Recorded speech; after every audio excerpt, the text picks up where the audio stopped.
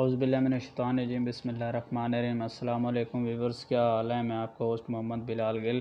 تو آج ہم اسلامیات کا جو پی ایم ایس کا پیپر ہے کمپلسری، اس کا ٹاپک نمبر 2 اور سوال نمبر 2 آج ہم ڈسکس کریں گے، اس کی آؤٹ لائنز ڈسکس کریں گے۔ میں نے آپ کو بتایا جس بندے کو آؤٹ لائنز تیار ہیں سمجھو اس کو پیپر تیار ہے۔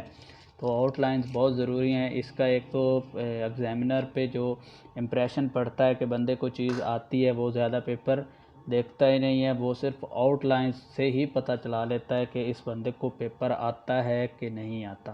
تو آج ہم دیکھیں گے سوال نمبر 2، اسلام کی آمد کے بعد معاشرے کے کیا حالات ہوئے۔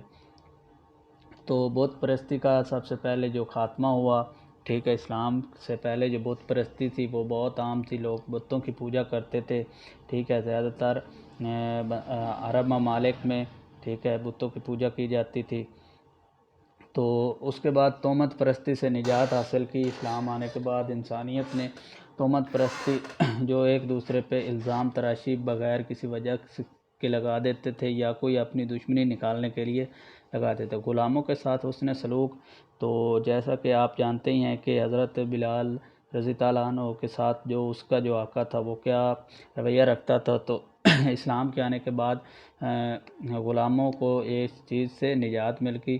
عورت کی مظلومیت کا خاتمہ، تو آپ دیکھ سکتے ہیں کہ آپ نے سنا بھی ہے کہ اسلام کے آنے سے پہلے عورت کی کیا عزت تھی، ٹھیک ہے، اس کو ایک صرف سیکسول ڈیزائر کے طور پہ لیا جاتا تھا یا بچے حاصل کرنے کے لیے۔ تو اگر کسی کے گھر بچی پیدا ہوتی تو وہ اس سے زندہ درگور کر دیتا تھا، ٹھیک ہے۔ اس کے بعد دیکھتے ہیں تصور مساوات و آزادی، ٹھیک ہے۔ تو اس کے بعد جب ہجرت ہوئی تو حضور اکرم صلی اللہ علیہ وسلم نے انصار اور مہاجرین کو آپس میں بھائی بھائی بنا دیا۔ بھائی چارے کا جو مساوات کا جو ایک طریقہ ہے وہ اسلام کے آنے کے بعد ہوا اور آزادی ہوئی، ہر بندہ آزادی سے چل پھر سکتا ہے، ٹھیک ہے۔ اس کے بعد جان و مال اور عزت و آبرو کا تحفظ، تو پہلے جو عزتیں تھیں، جان و مال تھا، لوٹ مار کا دور تھا، تو اسلام کے آنے کے بعد یہ چیز میں کمی آئی۔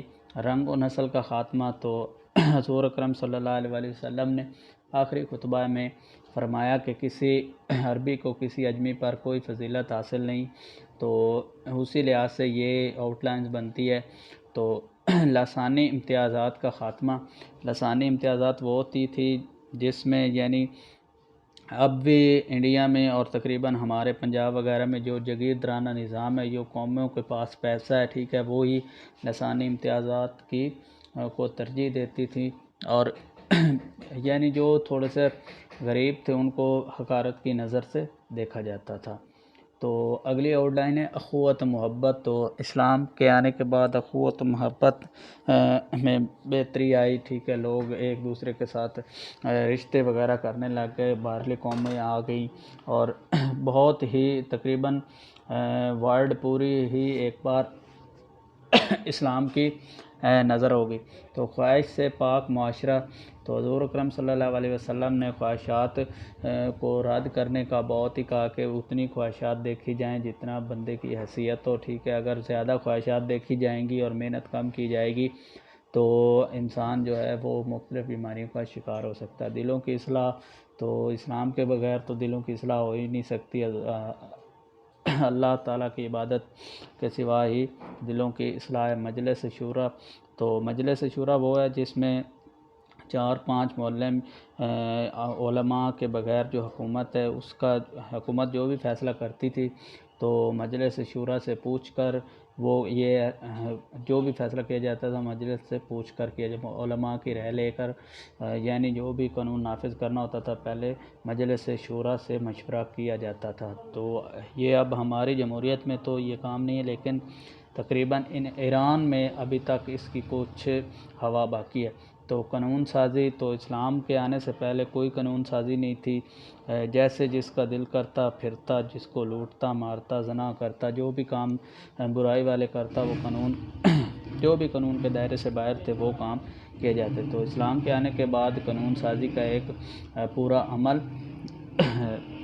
جو ہے وہ تردید پایا، تو دردمندانہ سلوک، تو جو بھی غلامان کے تھے، جو بھی ان کے ساتھ ہمدردانہ سلوک کیا جاتا. عدلیہ، تو عدلیہ کا نظام اسلام ہی نے اسلام ہی لے کر آیا تھا. عدلیہ کے نظام پہلے جو بھی امپائر گزرے ہیں ان میں صرف جو امپائر کی طاقت تھی وہی اپنے تک محدود تھی، تو عدلیہ کا کوئی نظام نہیں. تو اسلام میں جو مائنورٹی ہیں ان کو بھی اور جو میجورٹی ہیں ان کو بھی ایک جیسا انصاف ملا. معاشی نظام، تو معاشی نظام اسلام کے آنے کے بعد معاشی نظام بہت ہی اس میں اصلاح ہوئی، اور زکوٰۃ وغیرہ اور عشر، یہ نیچے بھی میں نے لکھا ہے، تو یہ چیزیں اس میں بہت زیادہ ہوئی. احتساب کا جو انصاف کا عمل ہے وہ بھی ترتیب پایا، اور اس کے بعد صدقات، جو غریب وغیرہ ہیں ان کو لیے جو صدقات کا انتظام کیا، یعنی عید وغیرہ پہ وہ بھی کپڑے پہن سکیں، ٹھیک ہے. جیسے عید الفطر میں، عید الاضحیٰ میں گوشت ہوتا ہے یعنی جو صاحب حیثیت نہیں ان کے لیے. تو اسلام ایک بہت ہی اچھا نظام لے کر آیا، ٹھیک ہے. اس کے پہلے نہ کوئی نظام آیا تھا اور نہ اس کی کوئی تردید ہوئی تھی. تو ہمارے چینل کو سبسکرائب لائک ضرور کریں، ٹھیک ہے. یہ آپ کا پورا ایک ٹاپک میں نے کمپلیٹ کروا دی ہے. تو آپ نے یہ میں نے آپ کو سرسری تھوڑی باتیں بتائیں. آپ مزید کوئی بک اسلامی لے کے تو کر سکتے ہیں. تو میں نے جو آؤٹ لائنز آپ کو بتائی ہیں یہ آپ صرف لکھ لیں اور اس کو یاد کر لیں، تو آپ کا جو 50 نمبر والا کام ہے وہ اسلامک میں ہو گیا ہے. تو